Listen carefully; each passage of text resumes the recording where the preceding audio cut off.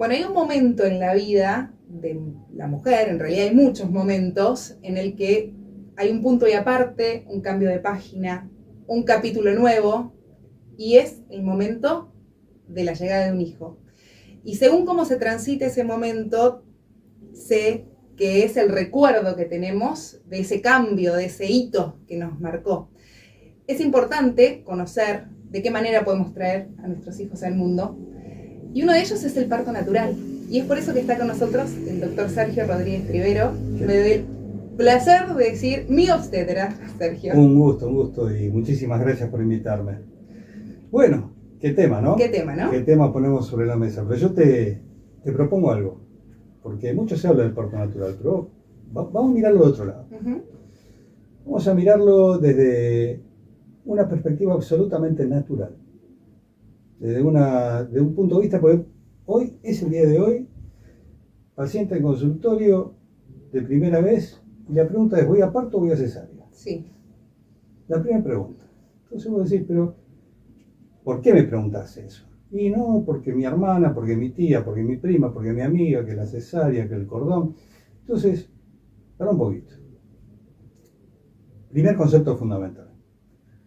La naturaleza, a lo largo de tantos años, tuvo que buscar un mecanismo que fuera exitoso la mayoría de las veces para dar a luz. Porque si el mecanismo fracasara más veces que las que triunfa, ya no hubiéramos tinguido. Exacto. Entonces, de movida tenemos un mecanismo que fue evolucionando a lo largo de los años y que los obstetras conocemos bien, cuáles son sus tiempos, cuáles son los problemas en los cuales nosotros podemos intervenir, y sabemos perfectamente cuándo no hay que intervenir. Pero en principio, cualquier mujer que se embaraza, así tan naturalmente como se embarazó, tan naturalmente se debiera desembarazar. Primer punto. Esa pregunta me llevó a analizarla, a ver por qué me hacen esta pregunta. Y creo que tiene mucho que ver con lo cultural, con el momento que nos toca vivir, cómo recibimos la información. Vos imaginate, y yo pensaba siempre, pienso siempre en mi abuela Adelina. Sí. Y esto ya en otras veces lo he contado, pero vale la pena volver a contarlo. El primer parto de ella fue terrible. 1920, 1930, no me acuerdo qué año sería. Asistida por las hermanas y asistida en su casa, obviamente. Ahora, ¿qué pasaba por la cabeza de mi abuela en ese momento? ¿Se planteaba una cesárea? ¿Se planteaba? No, para ella era natural, porque lo había visto con su madre, lo había visto con sus hermanas, que una mujer se embarazaba y que iba a llegar un día y que ese día iba a tener dolores y que después de un día sufrido, iba a dar a luz y al otro día iba a estar bien. Entonces, eso era lo que era natural, e inclusive hoy, en algunas comunidades alejadas, que no tienen asistencia médica adecuada, se da eso, es lo que ves todos los días, y si lo ves todos los días, es lo natural. Pero acá no, acá estamos viendo que la cesárea empieza a tomar una preponderancia enorme, entonces ahí empiezan las dudas. ¿Por qué está la cesárea, no? ¿Por qué está la cesárea? La cesárea es fantástica, la cesárea es una operación genial, cuando es necesaria. Exacto. Es una operación que te permite en pocos minutos resolver una cuestión crítica, que puede salvar la vida de una mamá, que puede salvar la vida de un bebé o la vida de los dos, con una recuperación rápida, con posibilidad de volver a tener hijos, pero fuera de esas circunstancias no deja de ser una operación. Y toda operación conlleva algunos riesgos de infección y demás, que gracias a Dios hoy en día son bajos. Pero ¿para qué voy a correr un riesgo, por bajo que sea, si tengo un mecanismo que es natural? Lo cual nos lleva a la cuestión número 2. La raíz. Sí, sí, sí. Porque no te la esperabas. No, claro. No te la esperabas. Es normal, a ver, no es normal, pero estamos un poco acostumbrados a que, no, el médico me llevó a cesárea para programar sus vacaciones, ¿no? Claro, o esa es una de las causas, ¿por qué no? Te la puedo tomar, o la paciente interpretó eso, o directamente la que te pide cesárea. que este es el otro punto. Mamás que deciden cesárea sin saber, sin conocer, y eso es lo que me da pena. Porque yo no estoy en contra de que vos libremente elijas cómo querés que nazca tu bebé. Y te voy a acompañar. Pero antes de decidir, informate. Tenés buena información y con la buena información decidís. Y lo que decidís, vale. Porque es tuyo, es tu cuerpo, sos vos y tus circunstancias. Lo que te llevan a vos como individuo a pensar, esto es lo mejor para mí.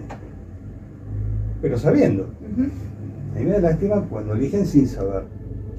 Pues la propuesta en esos casos siempre es, fantástico, te vamos a respetar, pero permitime que te dé información, que accedas de buena fuente, que sepas el parto, cuáles son sus tiempos, la cesárea, sus beneficios, sus cosas, y en función de eso, una vez que terminas, me decís, mira, Sergio, la verdad, cambié de opinión, o me decís, mira, Sergio, gracias por la información, pero lo mío es la cesárea. Claro. ¿Está? Y por último, te llevo al punto número 3, que también es concepto que yo quiero dejarle a todas las mujeres que están transitando este camino. Averigüen cómo fueron los nacimientos en la familia. Si tu mamá tuvo partos, seguramente tu abuela, en estas generaciones, seguramente tu abuela también tuvo partos. Y si tu abuela tuvo parto, seguro que tu bisabuela tuvo parto, porque en esa época no había. Había cesárea, pero tenía un alto índice de mortalidad. Claro. Estamos hablando que de 1950 para atrás no había antibióticos. La penicilina se descubre en el 35 y se empieza a usar masivamente post Segunda Guerra Mundial. Entonces, ponerle de 1950 en adelante. Antes tenía una tasa de mortalidad muy alta. Y entre 1850 y 1900 tenías una tasa de muerte del 60%. Claro. Y el 40% que sobrevivía quedaba estéril, porque le sacaban el útero. Entonces, si tu bisabuela tuvo parto, tu tatarabuela seguro tuvo parto, y así anda para atrás. Y si volvés para adelante, vas a ver que es como una especie de selección natural, donde mujeres con buenas condiciones obstétricas la van heredando a sus hijos, a sus hijas en este caso. Entonces vos podés hacer una línea y podés pensar que eso es un gran dato a favor, que te ayuda, y que esto para los que tienen antecedentes de parto, porque por ahí tu mamá tuvo cesárea por X motivo, listo, yo ya no puedo hacer este razonamiento. Claro. Porque no pasó por la prueba. ¿Y qué probabilidades si mi mamá tuvo cesárea y quizás hasta mi abuela, de que yo vaya a parto natural? ¿De qué depende? ¿De qué depende? De muchas cosas. Porque en realidad lo que tenemos que ver es las características de tu pelvis. Si tenés una pelvis sana, bien, fantástico. Después el tamaño del bebé. Entonces acá viene otra pregunta, que un bebé muy grande no se puede, un bebé muy chico no se puede. No viene por ahí la mano. En realidad lo que importa es la relación entre el tamaño del bebé y el tamaño de la pelvis de la mamá como primer punto. Y como segundo punto, la ubicación del bebé, de ese mismo bebé, dentro de la pelvis al momento del parto. Vos podés tener una pelvis tan estrecha que por ahí un chico de 3 kilos, que es chiquito, no lo podés dar a luz. Y por ahí tenés una pelvis tan plena, tan buena, que un bebé de 4 kilos y medio lo sacás en 2 pujos. Claro. Y por ahí tenés un parto de un bebé de 4 kilos y en el otro tenés otro parto de 4 kilos y no sale porque estaba mal ubicado. ¿Entendés? Sí. Y eso, en general, por lo que yo veo en el consultorio, no está dentro de la ecuación de lo que se plantean las mamás. Bebé grande, no, que voy a sufrir. Es esa falta de información. Es la falta de información. Es la falta de información y lo cultural. Porque mi abuela vio parir a la hermana un bebé de 4 kilos y era grandote, de 4 kilos. Y estaba bien. Ya está. Ya está. Al otro día estaba lo más bien en la cama dando la teta. Sí. esta cuestión de que siempre nos dicen a las mujeres cuando nos preparamos para parir, no vas a hacer nada que tu cuerpo, para lo que tu cuerpo no esté preparado. Esto quizás con tanta sobreinformación no buena que hay, las contracciones duelen, la cesárea es más rápida, la puedes programar, el parto natural te hace episiotomía o te desgarrás. Bueno, son un montón de cuestiones que asustan, ¿no? Sí. Mucho. Asustan mucho. Peridural sí, peridural no. Es que depende cómo te la cuentan. Uh-huh. Entonces, y mucho depende de la vivencia que tuvo la mujer. Tu amiga tuvo una mala experiencia, claro. te va a comer la cabeza, no pases por lo que pasé yo. Uh-huh. Y no necesariamente vos vas a pasar por lo mismo.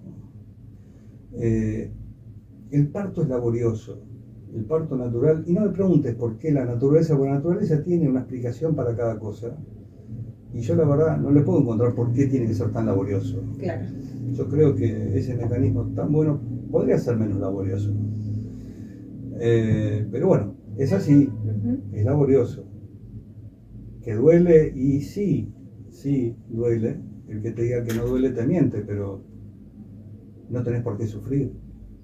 Si nosotros logramos a lo largo del embarazo darte las pautas, mostrarte el camino, que conozcas el camino a recorrer, vos vas a poder regular la energía emocional necesaria para transitar ese proceso laborioso. De la misma manera que un corredor de triatlón se prepara para correr una carrera extenuante, laboriosa, dolorosa, pero que no la sufre. Exacto. Y el sostén, ¿no? El previo a la información y el sostén durante ese momento, porque todos dicen, me acompaña alguien, pero en realidad te olvidas del que te acompañó y te aferrás a las personas que te dieron confianza antes y en ese momento, como es en el caso de las parteras.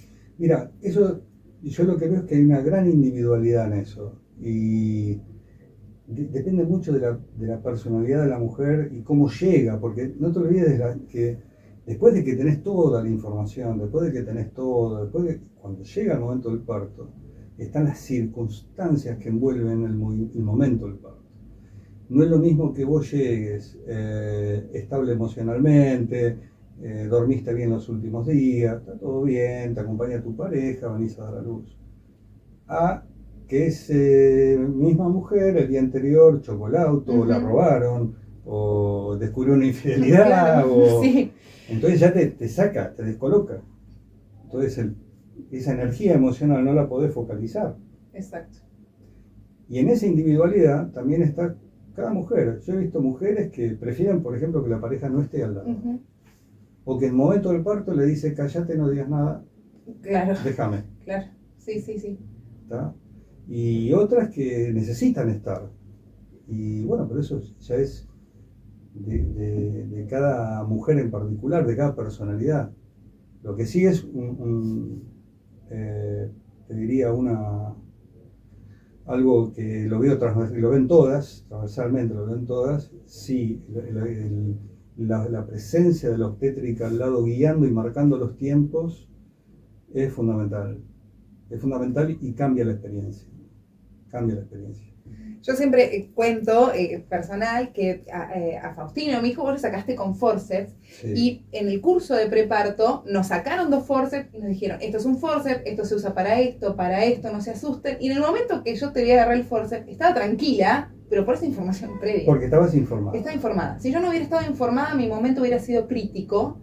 Y ese punto, ese hito en mi vida, hubiese sido una experiencia quizás no tan linda como lo fue, ¿no? Y ahora que nombrás los forceps, olvidate. Lo que pasa es que imagínate los forceps, que son 2 cucharas que toman la cabeza del bebé sin apretarla, uh-huh. Porque tienen un tope. No es una pinza, donde vos cuanto más apretás, más vas a apretar. Tiene un tope que es el tamaño de la cabecita del bebé. Se inventaron el médico que la hizo en el año 1500, 1600, por ahí. En una época donde una cesárea era una condena a muerte. Claro. Era la típica película de cowboy que salía el médico y decía, o la madre o el niño. Uh-huh. Si el marido elegía el niño, a la mujer le hacían una cesárea y se moría. Claro. Si elegía la madre, sacaban al niño como fuera para que sobreviviera la madre. Entonces, este médico, un tal Chamberlain, un capo el tipo agarró, se le ocurrió esto, pero cuando lo iba a usar, se tapaba, se ponía como un delantal para que nadie viera lo que él hacía. Cosa que después él pudiera comerciar con su invento. No, es una historia, algún día la voy a contar. Es un tema muy interesante. Pero lo que voy es que en ese momento, la indicación del uso del forceps era a sacar el bebé como fuera, porque si no la mamá se moría o no había otra.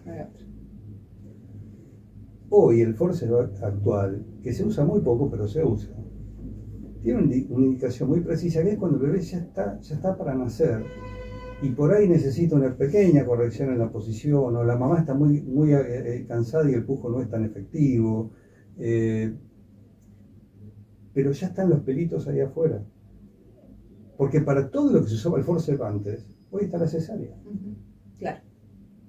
Entonces, hoy vos, por ejemplo, tenés un bebé en canal de parto, a punto de nacer, y detectás que los latidos del bebé empiezan, ya al bebé se le está haciendo trabajoso, cuesta arriba estar en el canal de parto, vos con un forceps resolvés en menos de un minuto una situación que si te tengo que llevar a cesárea me lleva no menos de 20 minutos. Claro.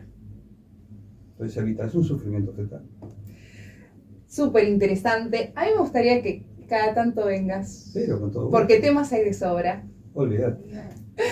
Esto va a estar en las redes sociales también. Y va a haber muchas preguntas. Así que vamos a poner otra cita más adelante porque la verdad que la información muchas veces está en estos medios, ¿no? Sí.